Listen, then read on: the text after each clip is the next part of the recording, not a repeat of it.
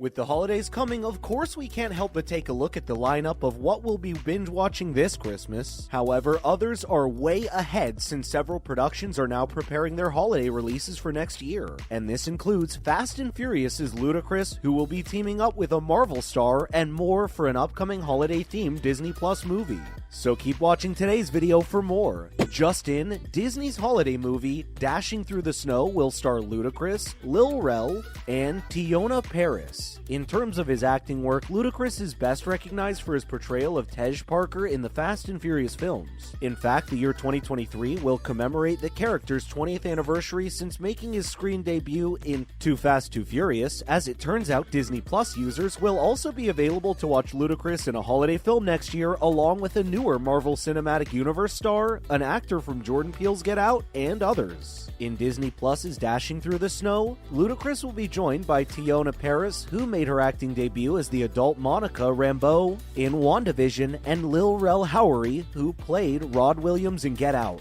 According to Deadline, the protagonist of this upcoming film is a divorced social worker for the Atlanta Police Department who despises Christmas because of a bad experience he had as a youngster. The father, however, gets sent out on a call while spending Christmas Eve with his daughter, accidentally offends a local politician, and meets a man who, quote, helps him understand the joy and magic of Christmas. So, who are the people behind the production of Dashing Through the Snow? Tim Story, who directed Ride Along, will executive produce Dashing Through the Snow, along with Johanna Bayer, Ross Fanger, and Zach Unterman. Additionally, Will Packer and John Jacobs are producing under their respective production companies, Will Packer Productions and Smart Entertainment. Oscar Nunez, Gina Brillin, Mary Lynn Rajskub, Ravi Patel, Marcus Lewis, and Madison Sky Valdum are among the actors who appear in the film, which was written by Scott Rosenberg, whose other writing credentials include the past two Jumanji movies and TV shows like Life on Mars and Zoo.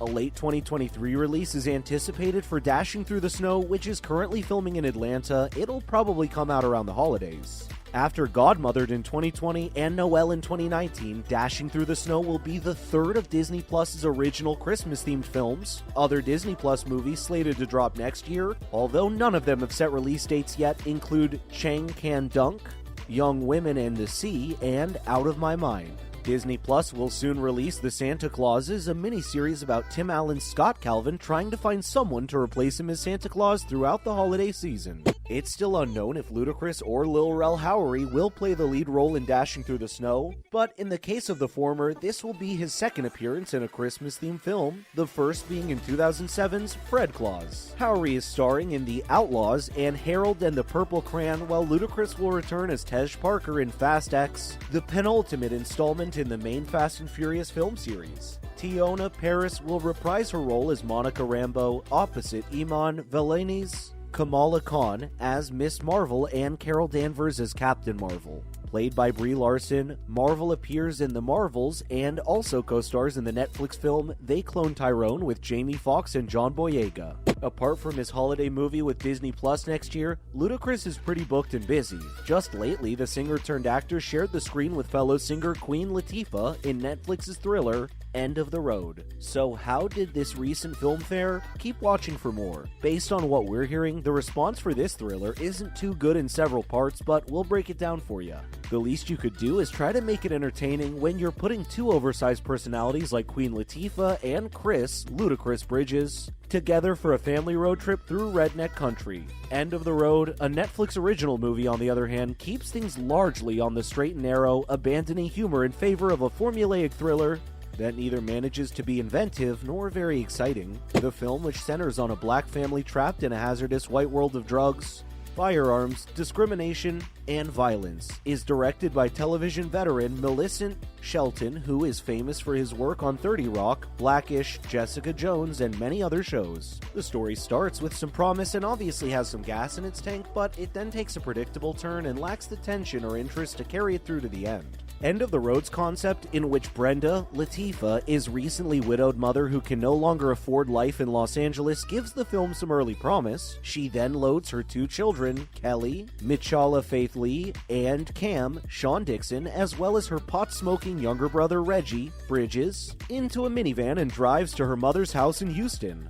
On a map, you can see that Brenda and her family's journey will pass through a lot of deserts and at least one state, Texas, that supported the opposition in the previous presidential election. In an early scene, Brenda faces up against two honky-tonk bigots who try to obstruct her path and correctly chose to back down. Shelton and writers Christopher Moore and David Lowery exploit the concept for all it's worth. The Freeman's journey on Interstate 10 through Arizona, or more precisely New Mexico, where filming took place, swiftly turns difficult as they run into white men who are not too amiable with a young black woman's refusal. Brenda is forced to cope with discrimination while balancing on a tightrope as many people of color are forced to do daily. At the moment that this most effective builds suspense and outrage in the entire movie. The family then runs into a heroin deal gone wrong, leaving them with a stolen bag of loot, thanks to Reggie, and nowhere to escape. And the End of the Road turns both terribly serious and seriously ridiculous. Beau Bridges joins a group of sketchy locals that also includes a meth head, Tabitha Shawn, a skinhead, and a sheriff who appear to have been teleported into the film from Smokey and the Bandit or the Dukes of Hazzard reruns. Keith Jardine. Honestly speaking, much of this might have been played for laughs, with Latifah and Bridges in charge, subverting a formulaic plot in a deft, Jordan Peele-esque manner while making fun of all the regional intolerance. Instead, they attempt to add pathos to a formula that possibly could have done without it. The directing, like the writing, is passable, with the leads giving it their best shot with what seems like mediocre material. The locations? A roadside motel, a cafe, a trailer park, and a spooky rural house with a dungeon appear to have been picked from a B-movie Rolodex, and the action sequences frequently lack flair. Even while scoring is common, it doesn't add any new thrills. Plus, we have to give our kudos to the cast who did their best in carrying this movie quite literally. The supporting cast, which is mainly made up of Arizonans from rural areas who are pursuing the Freemans for various reasons, heavily leans on the redneck stereotype. If this was the director Millicent Shelton's objective, she's succeeded because it makes them far less entertaining to watch.